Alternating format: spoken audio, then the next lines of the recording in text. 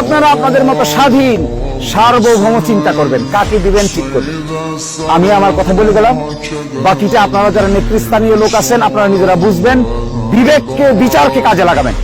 বিবেক বিচার যদি বলে আমি যা বলেছি এটা সঠিক, তাহলে আমাদের জন্য কাজ করবেন। আর যদি বিবেক বিচার বলে আমি যা বলছি আরেকটা লোক তার চাইতে বেশি সঠিক কথা বলছে, বেশি কাজ করছে, আপনার প্রতি বেশি দয়া মায়া মহব্বত দেখাচ্ছে, আপনি তাকেই সাপোর্ট করবেন, তাতেও আমার কোনো আপত্তি।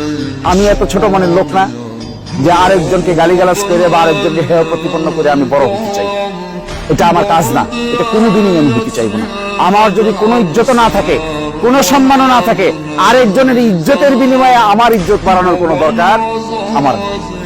ফলে আমি আপনাকে বলছি, এর চাইতে ভালো কিছু যদি কোনো প্রার্থী আমাদের এখানে আসতে পারে, এরকম কোন ব্যক্তি যদি আসে যে নাকি আপনাদের সকলকে নিয়ে চলতে চায়, সকলকে নিয়ে কাজ করতে চায়, সকলের সমস্যার সমাধান করতে চায়, সকলকে ভালোভাবে দেখতে চায়, বন্ধু হিসেবে নিতে চায়, আমার চেয়ে ভালো কোনো ব্যক্তি হলে তাকেই আপনারা বেছে নেন।